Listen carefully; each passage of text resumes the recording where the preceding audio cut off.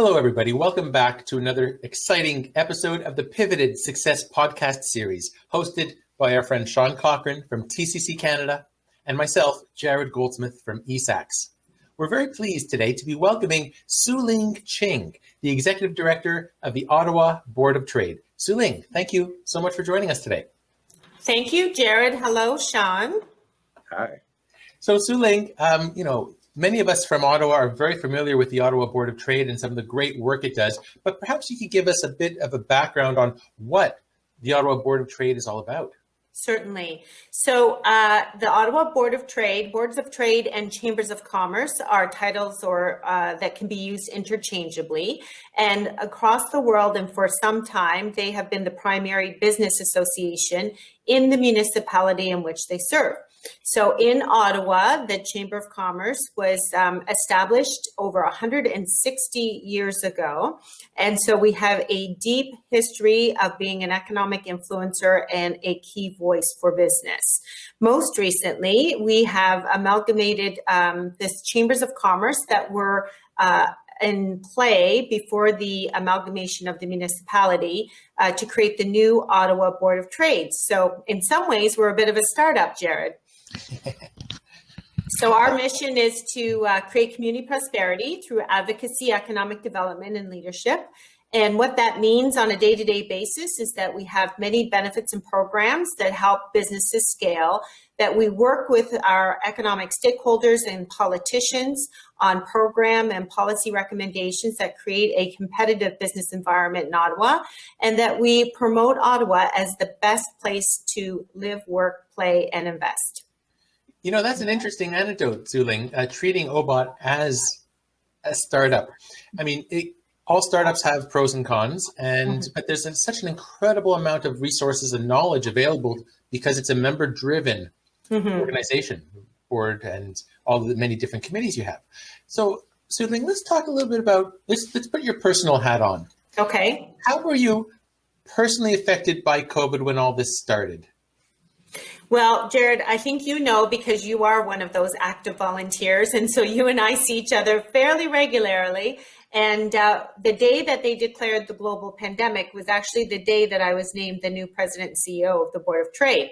So it was a little bit of a trial by fire when we got started. But I have a long history in my career for working in community development organizations. And I had been part of the consolidation process with the Chambers of Commerce. So I was excited to get started. And then, of course, when COVID happened, we really had to change quickly to make sure that we were serving our business community adequately. So I was a bit new to the job, but not new to the concept of the chamber. And I have as you know, beautiful 9-year-old daughter. And so she came home the same week that we all went home to remote work. And so I also became a homeschool teacher at approximately the same time. So that was an interesting thing at play. So it was a very busy time, and many of our volunteers really stepped up to the plate, meeting weekly or bi-weekly, a lot of meetings with local politicians and stakeholders to try and serve the business community as much as possible. Right. I remember that day very well because I think it was the day before you were our guest speaker at one of our exclusive events. And I remember I brought hand sanitizer to the event because we started hearing about COVID, and it was so awkward. Do we hug? Do we kiss? Do we stand? I know. And then, the next day at the mayor's breakfast, everything just, and here we are. So, yep. So Sean, maybe you'd like to ask her the next question. I was just going to say, Sueling, it's great to hear with the amalgamation and all that sort of stuff. I can't imagine how much work that was to coordinate all of the different groups and pull that together. How thankful were you that actually finalized before COVID? Well, Sean, when I was with the West Ottawa Board of Trade when we first started talking about doing the consolidation. And part of the reason that we were able to convince the membership, and you were part of that as well, is that that was a good idea, was because we said, Ottawa is in a unique position with all of the government that we have here. but that the world is changing quickly with the globalization, with technology and communications, and the pace of innovation, that what has worked for us well in the past might not work for us in the future, and that our business community desperately needed a strong voice of business. So that was pre-COVID. So then when the pandemic hit, it was like, I've always said, you better hope that nothing really serious happens and that you don't have a strong voice of business in your community. So it was a bit of a just-in-time play. So I'm happy that we did have a strong organization, at the ready. No one could have predicted that was going to happen, or really how the last year was going to play out.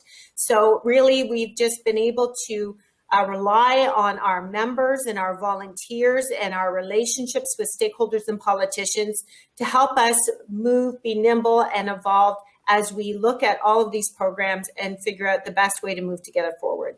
Well, as I like to say in the music industry, and my favorite singer, Chris de Burgh, came out with an album called Timing is Everything. Mm-hmm. Can you imagine the fragmented voice of all of the chambers if COVID happened at that time? Right. I mean, speaking as one voice, as OBOT is speaking as the voice of business for the city, mm-hmm. I can't even imagine. I don't even want to go down that road. What could have happened? I know. Yeah. So being handed the reins for what I would say is the worst year on record, at least in all of our lifetimes, mm-hmm. how did you manage to sort of sway things and pivot, so to speak, mm-hmm. With the Ottawa Board of Trade? Because, I mean, that's a very big sort of ship to sort of sway one way or the other in good times, but in mm-hmm. a pandemic and just an absolute nightmare of a time. What was it that you guys sort of did from the get-go that really helped position you as we see today? Yeah, thanks for asking that question. So from a very practical point of view, we had to do a lot of the same things that all of the businesses had to do. We had to start thinking about remote working, how we support a remote team, how we realign our workforce with the work that was in front of us, digitization, online marketing, virtual meetings, all of those things. So we worked through those processes, very similar to many businesses. And like many businesses, there were government programs to help us do that. And we did take advantage of some of them. So we worked closely with the Toronto Board of Trade, for example, to roll out the Recovery Activation Program, which helped businesses digitally transform end to end. So we went through that ourselves as well. We worked with Invest Ottawa and the Digital Main Street program to help businesses become adept at marketing online. We used that program as well. So we used a lot of the programs that businesses were offered in order to try and become resilient during this time. But Sean, from a strategic point of view, the ironic thing is that we aligned our organization so that we could have a greater impact in terms of advocacy, policy, and decision making. And in some ways, this whole pandemic accelerated that agenda. Because frankly, from day one, we were, contacting and getting calls from decision makers and politicians so that they could understand what our business community needed. So in a way, it really accelerated that role for us. And now we're at the point where we are looking at continuing that level of collaboration and communication as we plan for a rebound.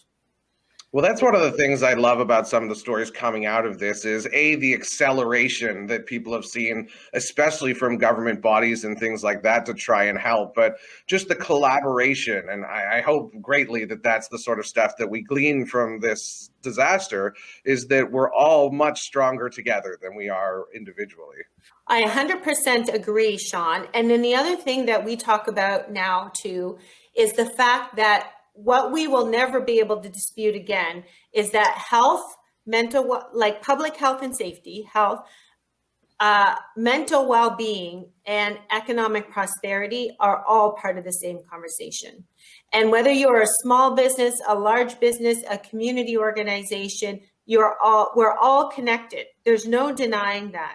And what this last year has revealed is that there are a lot of faults in our current systems, both in our businesses and our governments and our community organizations, that really revealed themselves during this time. And so we do have an opportunity to and I don't know, this cliche, build back better. We have an opportunity to do that now.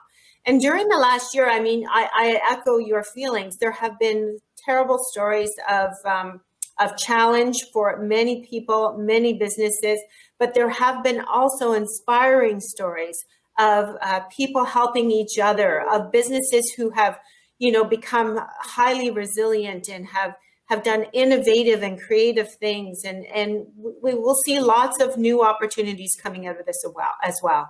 Right. Actually, I was encouraged, Sean, you even mentioned we are stronger together. Sueling, isn't that one of the little hashtags that Yes. OBOT uses? Yeah, we started using that right from the beginning. And to be honest, like our organization was built on the foundation of collaboration. And Jared knows just, from the very beginning that I came to Ottawa, that's one of the things that I said. And one of the first things that I heard from the mayor when I came to Ottawa about the importance of collaboration. And so this last year has really been an exercise in validating that. Absolutely. Hey, so let's talk about the many committees that Ottawa Board of Trade has. How have they adapted how each committee works during COVID? Yeah. So thanks, Jared. As you probably know, one of the greatest resources of our organization, the reason why we are able to impact change is because our members don't just support us by becoming members, but also by being active members, and many of them through volunteer committees. So we have several committees that are aligned with our priorities and our strategic objectives. Ones like transportation, infrastructure, the environment and sustainability, talent development. Those are all various committees. And then we have several councils, including the SME Council. We have a CEO Council, a Council for Diversity and Inclusion. And it's through those councils and committees that our members can really contribute not only their energy and their time and their expertise, but their networks as well to help us move those agendas forward. So immediately when COVID hit, our SME Council, so they typically all meet once a month. Our SME Council started meeting weekly. Our Board of Directors started meeting weekly. Our talent committee, our CEO council were meeting weekly and then bi-weekly. And then I think near the end of the year, a lot of us were saying, oh, maybe we can start moving back to monthly, but then no, we went back. And so those committees are typically very focused on strategic initiatives, long-term initiatives. And through the past year, though, we also use them as sounding boards for emerging issues, to provide feedback on programs that the government was rolling out. And so we were really able to use those roundtables to help us advocate for the business community. You touched on something quite interesting, Sueling. I used to have discussions quite often with members or potential members. Great, I signed up for OBOT. I'm not getting any gigs. I'm not getting much work out of it. I said, well, okay, what committees are you sitting on? Well, nothing. I don't see you at any events. Oh, I don't have time. Well, it's a matter of, like you said, engagement. You have to put the time in to develop those relationships. It doesn't matter what organization you're part of, but the more you give, the more you get. Well, yes. And I mean, both of you know, because you're so integrated in the business community, creating relationships, building your network, it's a long game. and then eventually your business does prosper, but it's one of the benefits of being part of the organization is that you have an opportunity to meet new people and work with them at a different level. There's no question about that. But everybody's different, and the organization is so diverse. Everybody can decide how they want to do it. But the number one thing is that you're supporting a strong voice of business they'll be there for the long term. Right, and I know one of the outgoing initiatives during COVID was you created peer groups. Can you talk a little bit about that? Because that was a great resource to help other businesses learn to adapt and thrive during COVID. Sure. So this is one of the ideas that came out of our SME Council, is that business people would like an opportunity to brainstorm or problem solve with their peers. And so we set up a group of business people, different groups actually, and I think we based them on whatever the issue was that they were trying to tackle. So it was a sort of a short-term group. You would have a few weeks to work with the same group, and I think they built some camaraderie, did some information sharing, and it was very well received.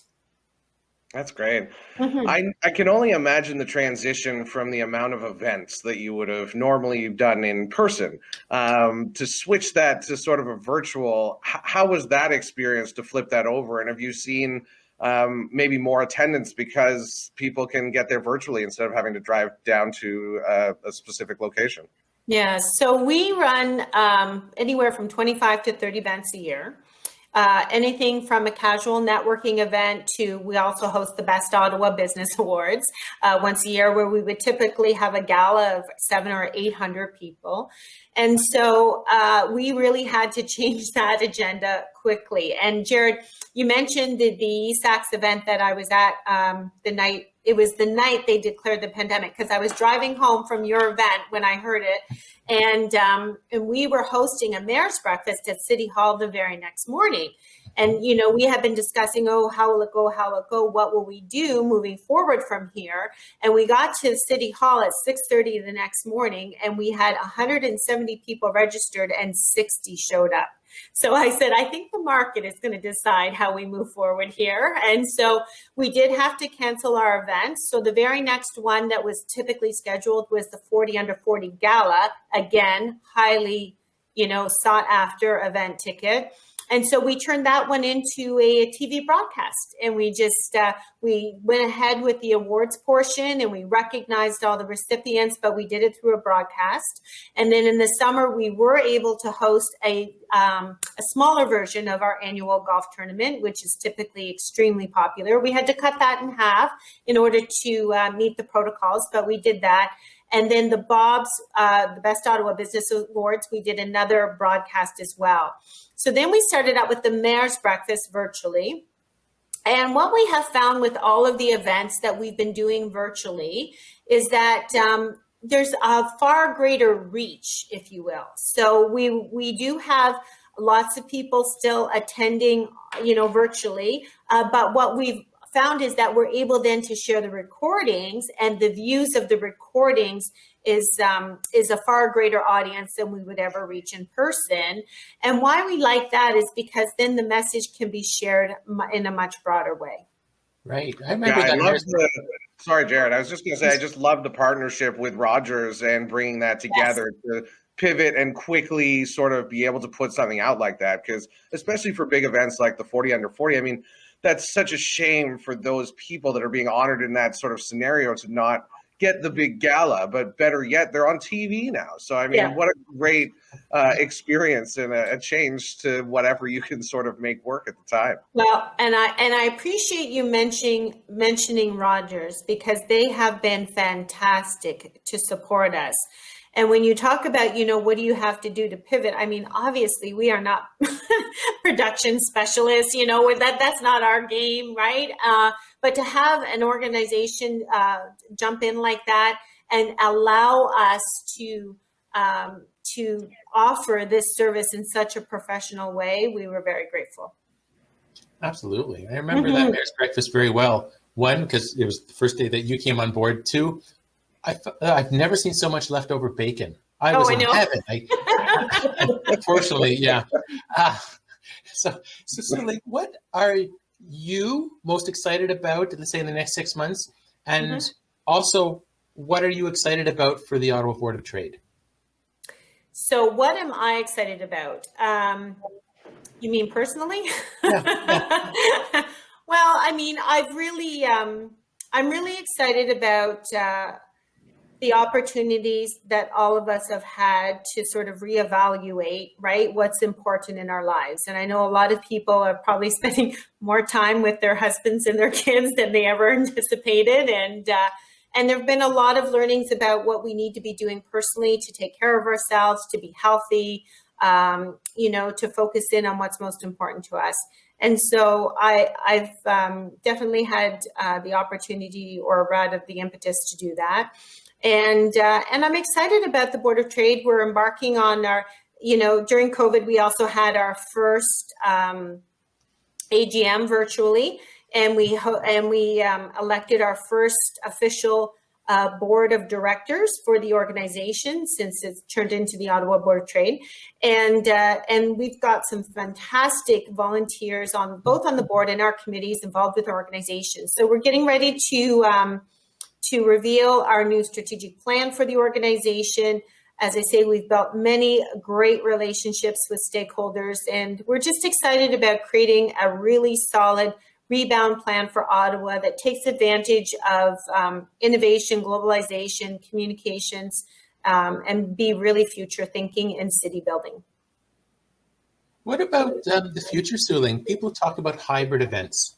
Mm-hmm. Even the larger events or even the smaller, one-off events that they're, when available, we'll be able to do in person. Mm-hmm. Yeah. Do you think there will still be a virtual need, keeping in mind that you just mentioned earlier that right now there seems to be a greater reach because Sean also mentioned you don't have to travel. There's no barrier. Mm-hmm. I think that's a possibility. I mean, there are so many emerging trends happening right now. Who knows what's going to stick or not? I do know many people say, and I myself, I mean, I miss seeing you guys in person, right? And shaking your hand and having a cup of coffee together. And I think people will be very anxious for that personal contact. Having said that, now that we're all media specialists, certainly I think that the digital communications and the virtual events will have some part to play. It's going to be hard to justify, travel costs for meetings and things like that, the time that you're investing in traveling for meetings. And it's going to be hard to justify that. And so I think there will be a hybrid approach. There's no question. Yeah. Well, I mean, I can't see myself. I live out in the east end of Ottawa. If somebody says, "Hey, let's have a meeting in Canada," if it's you, Sean, absolutely. But if somebody else, I don't know, it's much more convenient just to go from meeting to meeting, much more efficient. Mm-hmm. I can't, right now, or not right now, for the last year, right? We're on a Zoom meeting, from 1 to 2 and then 2 to 3 and 3 to 4. I mean, you barely have time to get a glass of water. But I remember being in meetings and driving around looking for parking I would leave myself a half an hour or 45 minutes to try and get to a meeting, even if it was close by, because I had to look for parking and all that kind of stuff. But having said that, it's pretty hard to duplicate, the relationships if you're never seeing people in person. And to be honest, that sense of connection is important to our mental well-being and to our health as well. So I'm pretty sure back-to-back Zoom meetings will not be all the craze forever. not forever, but talk about efficiencies. When I would go to an OBOT event, let's say early evening, I avoid traffic, so the entire event would take me 4 or 5 hours. That's why I'm always early at event Sueling. Yes. Good parking, you meet people right away, and there's no traffic. And you can help Sueling pull in all her stuff. Yeah, obviously that's an added benefit. But I asked this question to other guests about the efficiency. I even mentioned it to the mayor the other day on one of our podcasts about, are you noticing an increase in efficiency throughout the city? Mm-hmm. And he's like, yeah. Mm-hmm. So just from the Ottawa Board of Trade's perspective, going forward with future events, hybrid needs. Yeah, it's not going away. I think it's going to be part of our toolkit in some way. Yeah, I think so too. But I'm always careful not to confuse efficiency with effectiveness. And so I think there's a balancing act, right? Because you can be highly efficient, but then not necessarily, meeting your desired outcomes either. Yeah. And I find, especially in bigger settings, when you're doing sort of group roundtables, it's easier to be in person because you feel more comfortable being able to interrupt each other and that sort of stuff. Whereas I find on the Zoom style calls, a lot of the time, you're more resistant to say anything and just sort of sit back and be like, well, we'll talk about it later maybe, or something like that, right? Yeah, for sure. And you can be distracted too when you're on Zoom calls and things. And so it's hard to duplicate that person to person.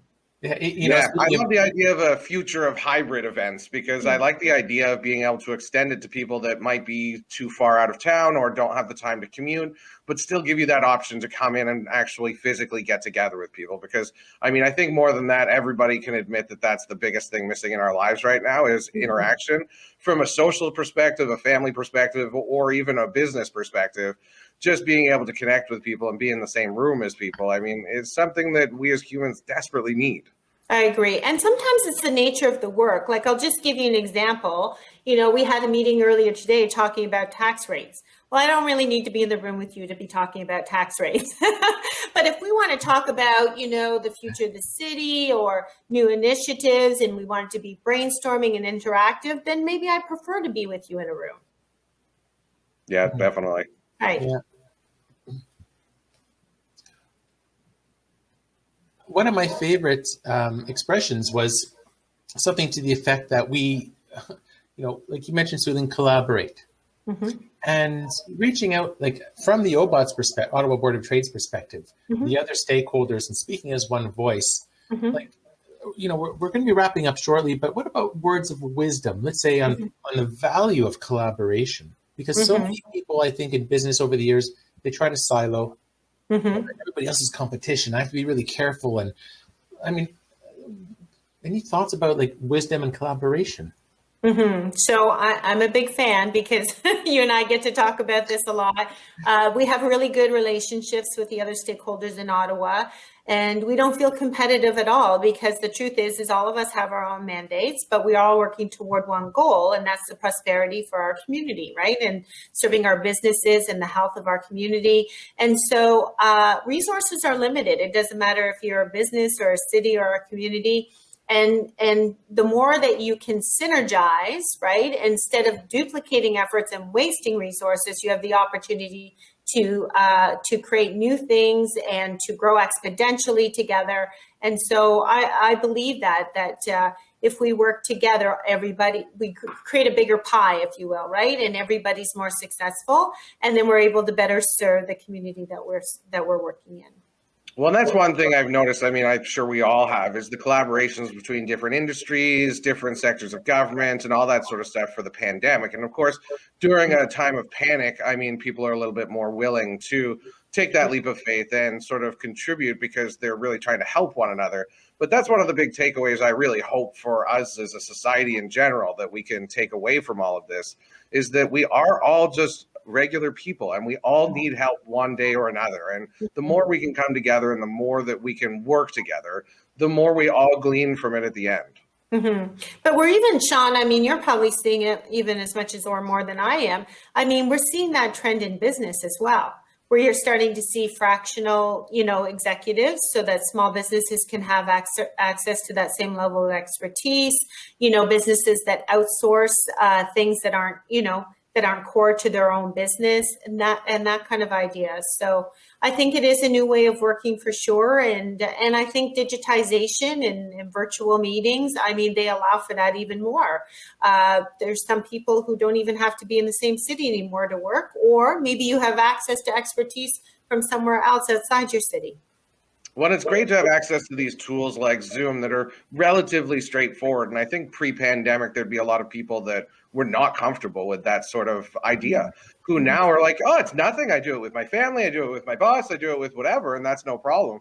So it's great, the sort of forced technological upgrade everybody sort of had to have with how to sort of get their way through these different sorts of platforms now. Well, and pre-pandemic, I remember having conversations with our friends at Invest Ottawa that, Ottawa-based businesses did have room to grow in terms of being digitally savvy. And I know I'm not the first to say it, but as a community, as a business community, we've grown 10 years or accelerated 10 years in this last year. And so that's one of the other benefits of what's gone on this last year. What about, the whole technological aspect? Yeah, the whole world has adapted 10 years in the space of a year or less. Like it or not, this is the reality now. And, for small business, Sueling, I'm sure you and I, all of us, maybe those even listening, know people, or you might be one yourself, that oh, the government's going to bail me out. I'm going to cry under my pillow every night, versus those who, well, all right, I have to do something about it, and I have to change how I do business. It's adapting and doing something to it. Like, I'm glad you brought up the concept of the mental health. I mean, that's such a huge component. And how is the Ottawa Board of Trade helping entrepreneurs with the mental health capacity? Well, we have been working with our members to try and understand the situation and advocating to the government to provide more resources in this way. So we are looking at new opportunities to partner with Ottawa Public Health and Royal Ottawa. And this is something actually that we had identified pre-pandemic as important. So we actually have brought Royal Ottawa in before to do keynotes to talk about, there's absenteeism, but then they talked about the presenteeism, like when you actually physically go to work, but you're not really there, and the impact of mental well-being on productivity and creativity. And so we had identified it before as a key aspect of our economy, but it's become so much more now. And so it's not something that I think any of us will be allowed to ignore moving forward. And we'll continue to work with stakeholders who are experts in that field to try and support our business community. It's interesting you use the word presenteeism. I might start using that. That's a great word, because I've recently joined the Kiwanis Club of Ottawa. Okay. And on their meetings, if somebody is obviously on their phone, they're dinged $10. Oh no, they don't like that. and they call them, okay, so-and-so, oh, you're on your phone, so you have to pay our treasurer $10 to go towards a benevolent fund or something like that. Mm-hmm. So they get called out, and you have to pay attention. So Royal Ottawa, I got that from Royal Ottawa. I didn't just make it up. And they have stats around what that can cost a business. So, I mean, if someone's not at work, you can track that pretty easily. But if they actually are showing up, but they're not productive, and I think from a business perspective, it's a partnership between the employee and the business culture. And so making sure that we are providing workplaces and cultures that are supportive of physical and mental well-being in order to get the highest productivity and an impact from the work that they do. That's great. So Sueling, well, Sean, do you have any final questions for her? No, that's great, Sueling. Thanks so much for joining us. And I love the discussion about mental health and all that sort of stuff, because it was, obviously identified before you were mentioning by the Ottawa Board, because it is a concern, especially for entrepreneurs and that sort of stuff. But with the pandemic, everybody got so focused on just sort of surviving. So a lot of that sort of stuff fell by the wayside a little bit. And people weren't necessarily realizing the devastating effect that this is having for so many from a mental health perspective. So I think now it's shone a real light onto it, that it's not just right now, it's all the time. And it's a really important factor that everybody needs to factor in, whether it be small business, government, or whatever. But something that I hope everybody gets to take a bit more seriously as we get on the other side of this. I agree with you, Sean. Right. So thank you so much, Sueling. How can somebody get in touch with you? So I'm at the Ottawa Board of Trade all day, every day. And so my email is sueling.ching@ottawabot.ca. Yes. And all that information's on our website. So thank you, Jared. And thank you, Sean, for hosting this podcast and keeping the conversation going. And it was a real honor to be invited to join you. Well, thank you very much, Sueling. So yeah, on behalf of Sean Cochran from TCC Canada, myself, Jared Goldsmith from eSAX, I want to thank our special guest, Sueling Ching from the Ottawa Board of Trade, for joining us on another episode of the Pivoted Success Podcast. Stay well, everybody, and stay in business. Thank you.